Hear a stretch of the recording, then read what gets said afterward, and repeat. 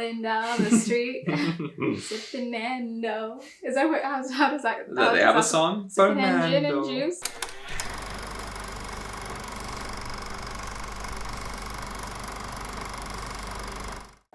Definitely thirsty. Oh my god. Welcome back to Life Lessons in Film. And today we're going to be making sense of life through The Elephant Man. I think this movie is a very good example of the effects that trauma can have on a yet-to-be birthed baby. How? Well, that was kind of because the mother went through so much trauma being trampled by an elephant. Well, I mean, that's not really trauma. That's like a physical deformity. Right.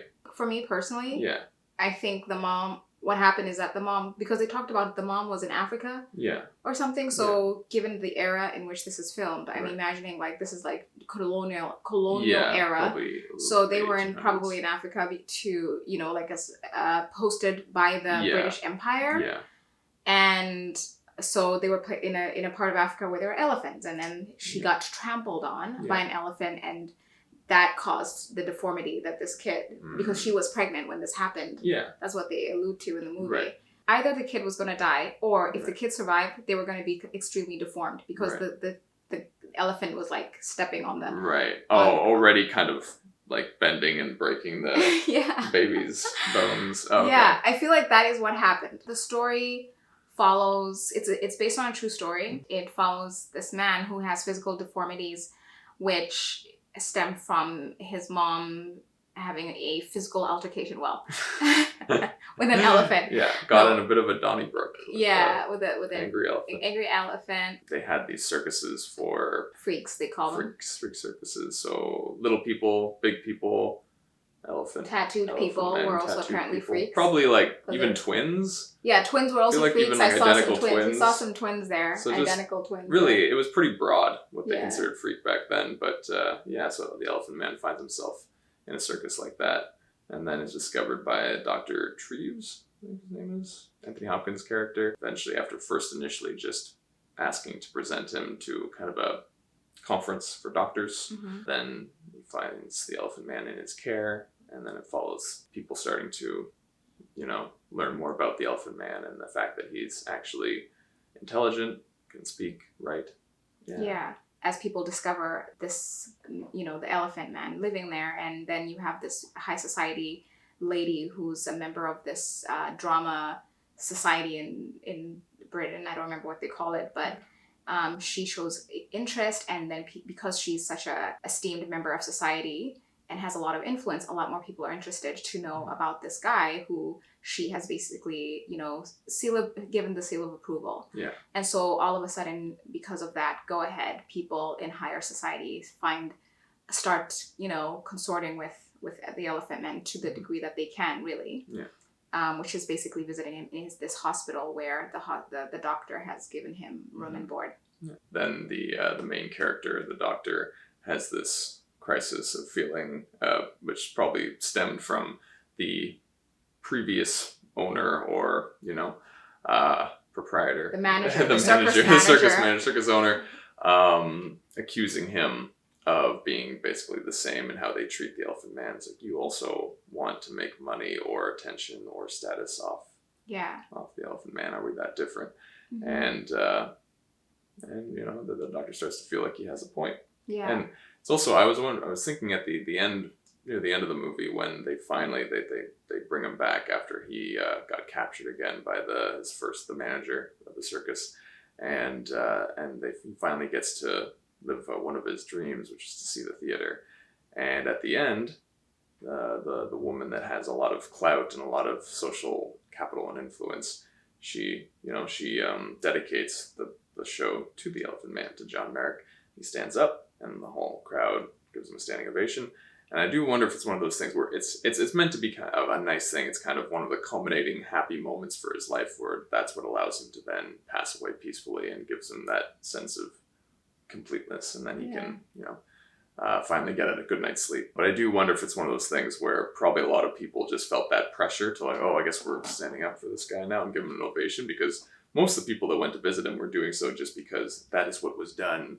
It started to become a trend from the person, the high class actress. Yeah. So I feel like a lot of them probably actually didn't care or didn't want to, but there's that peer pressure. So I don't know if that's necessarily social change but... Yeah, I definitely feel like that movie, that was a huge theme in the movie, where the hierarchical pressure for social change, right? You have certain people who all of a sudden decide that this is what needs to happen. I approve of ABC. And then everybody else basically toes the line. And that pressure, right? Like and you see that, of course, now as well. Like, you have politicians voting. I mean, having people, getting people to try to vote for them by getting actors or celebrities, basically, to show their approval of that candidate. That's an example, right? These things are happening right now.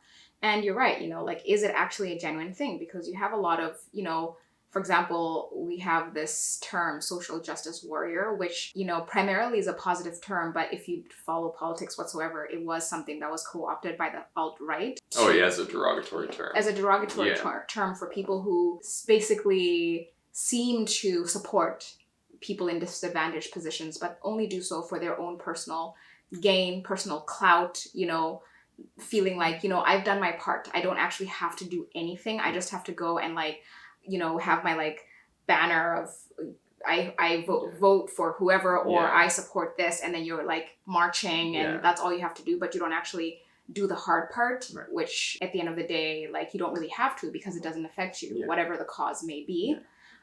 Which I guess the doctor could feel like he was kind of in that position, except then the other person, as his coworker points out, you did everything you could. He actually did, in this case, do as much as he could to try and help him out. Yeah. And I mean, and I think that's the thing, right? The fact of him trying to reconcile with the fact of, am I like this circus manager? Am I like everyone else? Because initially, when he presents the elephant man to the doctors, they give him, the doctor, the standing ovation for discovering this freak of nature. Yeah. And one of the doctors actually talks about it, because there was one doctor who wanted the elephant man out of the hospital. And he's like, we can't keep housing these freaks of nature just, for our own personal clout, because at the end of the day, he does then talk to his wife. Am I just like the manager? Am I just like everyone?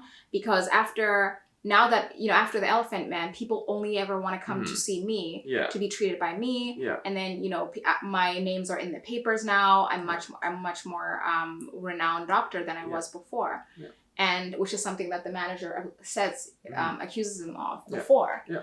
It's just a lot of issues here, right?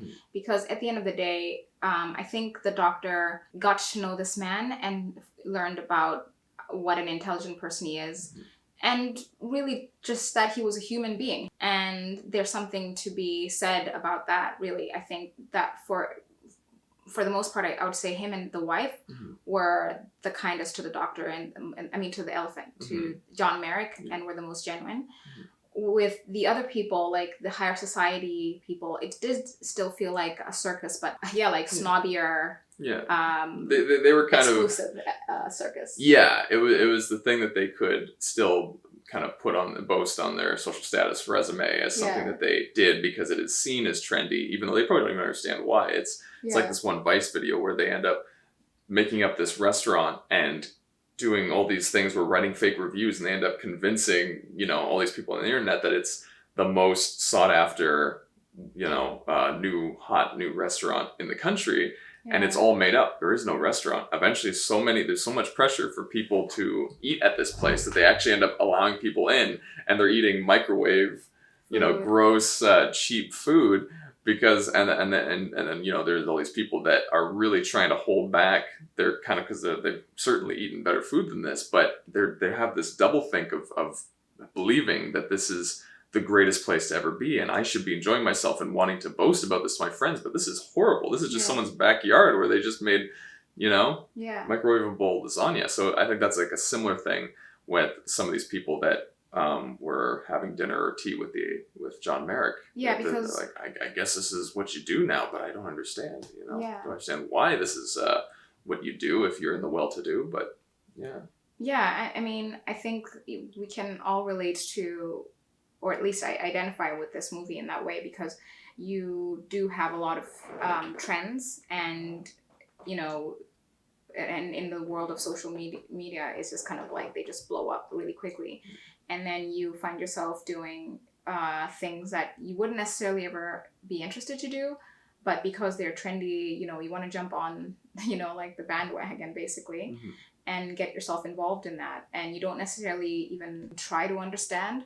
You don't ever actually sit down and think, why am I actually doing this? Is this actually a positive thing? Yeah. You don't actually do anything because there is that fear of missing out. There is that fear of being basically ostracized, even if people aren't necessarily discarding you, but just being isolated from your social group because you haven't actually interacted with the most recent mainstream trend, for example. And so you just do it, kind of like go through the motions, which when you're in this movie, you see a lot of people basically doing that. Like there was that couple, they were having tea with him and he's like, can I offer you tea? But they were just like freaked out and super kind of like grossed out by this man. But they were just like, we got to do this because that lady did it. And everybody in the circles did it. I can't be the only person who it hasn't visited this guy here. And they just are sticking it out. There is a feeling of like it being a bit patronizing at the end of the day. But I think that's the reality of things. And I feel like at the end of the day, for this guy's life, looking at where he came from and where he was, I would say obviously I prefer the snobby circus versus the dodgepodge circus. Yeah. Is that the right way to make social change? Because first of all, they're not listening to anything he's saying. He's saying a lot of wise things where he's like, people are afraid of what they don't understand. And clearly they don't understand him. They're just there just because. But he's being a good host, and I think there's probably a lot they could learn from him, but they don't. So what are they learning from him? Are they learning to just, because what they're really doing is just doing something simply to keep their, like their status. And I mean, you could say that trickles down to eventually people becoming more accepting, but those people themselves aren't really learning it. Exactly. And is that the only way anyone ever learns, is just having certain people decide, like, trust me, this would be good if everyone started to incorporate this into their moral, compass. I don't know. It's really interesting because you see a lot of that now, right? Where, gosh, like where people aren't really learning anything. It's just a matter of they're just operating very dogmatically. As long as someone they look up to or some celebrity decides that this is a good cause, or they just go for it, without actually thinking of the ramifications holistically of this cause, or even, looking at whether or not they want to actually participate in that. And there's never any kind of, and for that reason, I feel like you're never really getting any kind of knowledge. Do you know what I mean? I don't think I would want to be supported by people who actually didn't, who supported me just basically because of the pressure they felt instead of their actual understanding of my plight. Because sometimes I think there are times that even you giving support can be a negative, which you can see in this movie in the sense of how this lady provides support, this big lady, and then the rest of the high class society basically follows suit. But they're not following suit because they actually genuinely respect this man. They don't actually care about him. They're just doing it because it's a trend, and then they inadvertently turn him into like a freak of nature again. And so that's where sometimes, if you are that lady, for example, you're thinking that this is a good cause. But sometimes you actually doing more harm than good. My life is great because of ABC. Therefore, they should also have this stuff that I have that's going to make them feel good. But it's not necessarily the case, because this person is a very different person than you are. Their needs will be very different, will look very different from you. So whatever you're giving them thinking that you're doing that out of the goodness of your heart, it's not necessarily the case. Is it ever really good to try and influence people? Influencer is now its own term because it's so common and so many people can easily try and influence, but influencing has always been a thing. But is it ever, I don't know, like, I'm sure there are times when, like, I guess that's how change always happens, is people are being influenced one way or another. I guess that's why books can influence for a positive thing, movies. So I guess influencing can be good, and you don't want to avoid potentially sharing something helpful to people because of the fear of someone misunderstanding it. So there's always going to be someone misunderstanding it. But it does feel like in a lot of those cases, it doesn't seem to actually get people to learn why this person is supportive of John Merrick. Influence can be a positive thing, but it depends, I think, a lot on the person who's influencing. and whether or not they truly understand the ramifications of their actions. Have they mulled over what it is this person actually experiences? Have they mulled over what it is that this person wants, and also the people receiving this influence, right?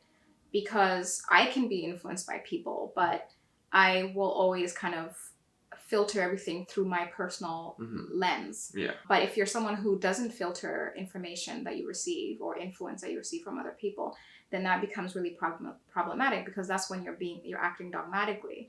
And acting dogmatically will never be a good thing as far as I'm concerned, because it does not allow for the nuances of every single unique individual and their experience and their personal needs, or yours, you know?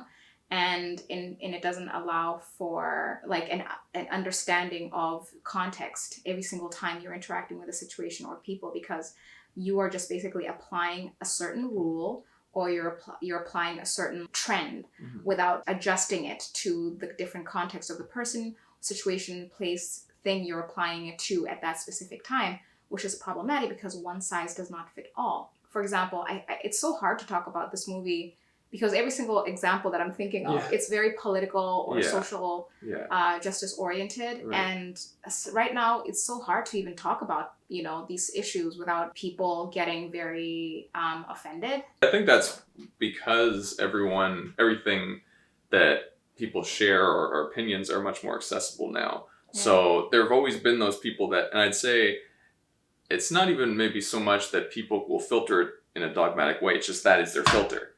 Everything that we'll receive will be through this very pigeonholed, closed-minded filter. So it'll be dogmatic no matter what influence comes their way. And they're just people like that. And because there are a fair amount of people, I think, that have that mindset. And then there's that, and then they're able to, you know, hear about all these other things going on, issues or people's opinions on things.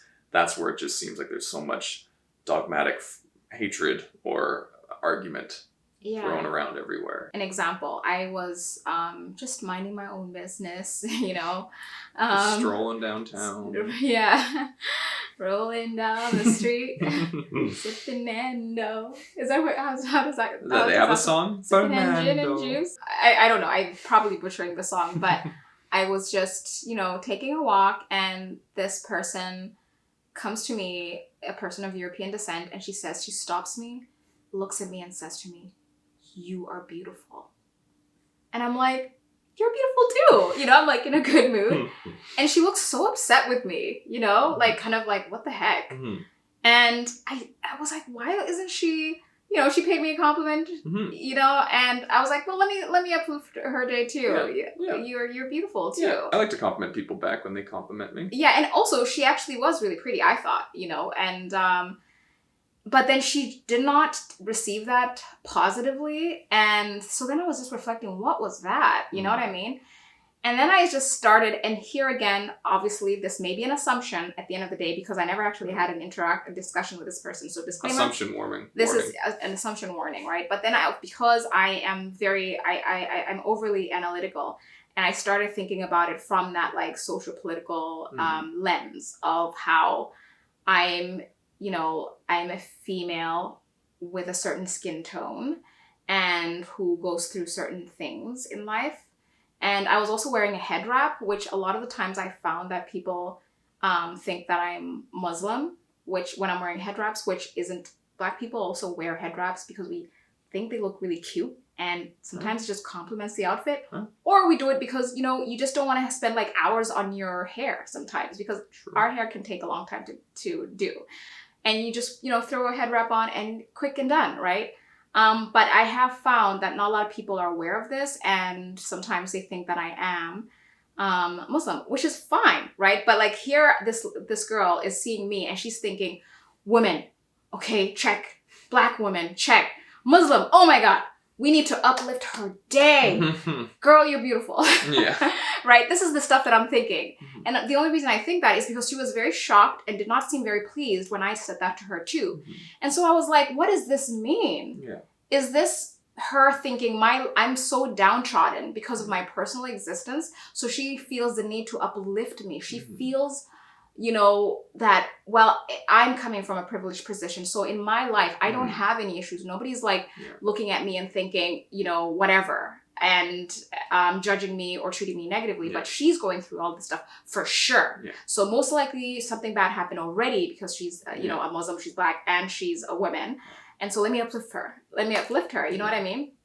And so when I started to think, when the wheels started turning and I was like, could that have been the thing? I was like, I didn't feel like I liked the compliment anymore. Yeah. I felt like, was that even genuine? If you're complimenting someone and they compliment you back, you know, maybe she, because it could also be someone that's like, oh, I'm not fishing for compliments, so I just wanted to compliment you, but you don't have to go. But you should expect that a lot of times when you compliment someone, especially a very nice compliment, a lot of times it's returned. Yeah. So you should always compliment people not wanting something back, but if it happens, great. Yeah. It did feel very patronizing afterwards as I reflected on it, and it felt more just kind of like outreach for the sake of self-satisfaction. Mm-hmm. Comparatively, the life after was much better than the life before when he was working in the circus, right? The snobby circus much better than the Dodgepodge circus. True. So I'll take that. If I were him, I'll take that one 100%, you know, but it's still a lonely life. Mm-hmm. I didn't look at this movie, and obviously knowing that this person, it was based on a true story, I didn't look at it and think, oh, thank God he got that at least. I didn't think that. I just felt like, well, you know, he was still a lonely man. Yeah. You know, he was still a lonely man. He was never going to be able to have a normal life. Even the doctor and the wife, as much as they were giving him that more genuine relationship, when the guy came over, they had the kids go to visit the friends. And the guy was like, oh, where are the kids? Oh, well, you know, they're out visiting friends. Obviously, the kids would freak out. And of course, out of politeness, they did this because the kids are harder to tame, right? However, it's still testament to the fact that no matter how many people are going to open up to you, you're still going to have a challenging life. And that is something that he has to deal with. That is something that no amount of hierarchical pressure from the queen herself is going to change your life. And that's where I think when you are in these disadvantaged position, it is really up to you to try and figure out how to live life in the best way possible. It is up to you to accept your reality, because really other people can never give you what you need, because only you know what you need truly. Do you know what I mean? And you know how your existence affects you. No one can ever know. Even if you describe it to them, they won't know. It's a part of the movie I really liked, where as much as Anthony Hopkins' character is the one that seems to, for the most part, you know, want to help John Merrick out the most, the kind of senior doctor or one running the hospital, he has him in his office and he's saying, after he does warm up to John Merrick after initially being suspicious of his intelligence and realizes, oh, he's able to read the Bible and memorize it. He's like, I don't know if, like, I can't imagine what he went through. And then Anthony Hopkins is like, or he's like, do you have any idea what it must have been like? And he's like, I think so. And he's like, no, I don't think you do. I don't think anyone does. I don't think any of us could know what he's been through. So as much as Anthony Hopkins seems to be the most empathetic towards John Merrick, he also seems to be able to think, yeah, I think I got a grasp of it. And the other guy's like, no, I don't. There's no way. Come on. So John Merrick's credit and character, he has found a way to carve out, like, to be able to live, find some contentment on his own, where he, you know, he's like, hey, I'm happy every hour of the day because I feel loved. You know, and he feels like he's done enough in his life now where he actually achieved. He's like, imagine if my mother could see me, you know, at the theater, all dressed up with friends, being applauded by all these people.